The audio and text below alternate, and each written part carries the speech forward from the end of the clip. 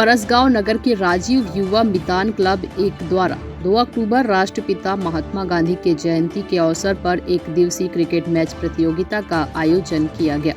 राजीव गांधी युवा मितान क्लब के सदस्यों द्वारा सर्वप्रथम महात्मा गांधी के छायाचित्र पर पुष्प अर्पित कर उन्हें याद किया गया, जिसके बाद नगर के वरिष्ठ जनप्रतिनिधि, कर्मचारी, पत्रकार में मध्य क्रिकेट मैच प्रतियोगिता का आयोजन किया गया।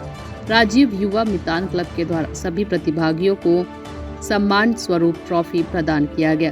इस कार्यक्रम के दौरान नगर के जनप्रतिनिधि, खिलाड़ी जन सहित राजीव युवा मितान क्लब के अध्यक्ष, उपाध्यक्ष, सभी सदस्यगण उपस्थित रहे। फरसगांव से रामकुमार भारद्वाज की रिपोर्ट। मैं मनोहर निर्मलकर, राजीव युवा मितान क्लब फरसगांव अध्यक्ष।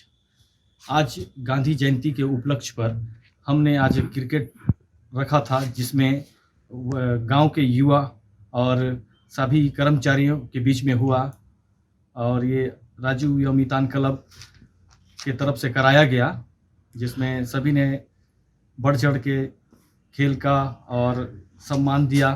सभी खिलाड़ियों को स्मृति चिन्ह देकर हमारे क्लब ने सम्मानित किया।